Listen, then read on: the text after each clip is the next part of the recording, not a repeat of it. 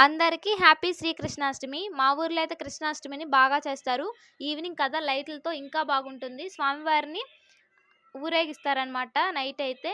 So, ఇంకా అందరూ వాళ్ళ వాళ్ళ సంతోషంలో డాన్స్‌లయితే యమాయేస్తారు చూడండి.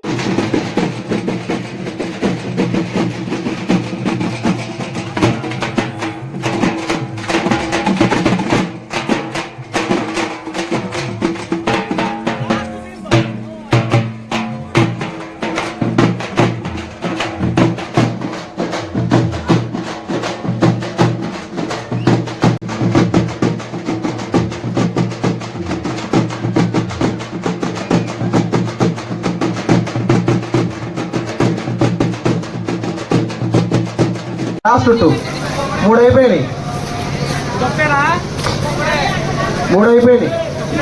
ఇంకా లాస్ట్ 2 ఉన్నాయి.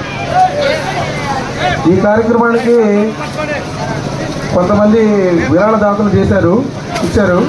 పేరుపైన వెంకటేశ్వరరావు గారు. కృష్ణాష్టమి కదా ఇంకా వేషాలు వేసుకొని అమ్మవారి గెటప్ లాగా వచ్చారు. ఇంకా వాళ్ళు కూడా డాన్సులు భలే వేస్తున్నారు. నాకైతే కృష్ణాష్టమిలో అన్నిటికన్నా ఉట్టి కొట్టడం అంటే చాలా ఇష్టం. సో, ఏది మిస్ అయినా ఆ ఉట్టి కొట్టడం అనేది నేను మిస్ అవ్వను. అందరూ కొడుతుంటే నేనైతే ఎంజాయ్ చేస్తాను. నాకన్నిటికన్నా ఈ క్రాకర్స్ అంటే చాలా భయం. అవొస్తుంటేనే నేను పక్కకు తప్పుకొని ఇంట్లోకైతే వెళ్ళిపోతాను. చిన్నప్పటి నుంచి అవంటే చాలా భయం. సో, ఇంకా నేను వాటికి చాలా దూరంగా ఉంటాను. కానీ ప్రతి దాంట్లో క్రాకర్స్ అనేది ఇంపార్టెంట్ కదా! వాళ్ళైతే ఇంకా క్రాకర్స్‌తో ఎంజాయ్ చేస్తారు.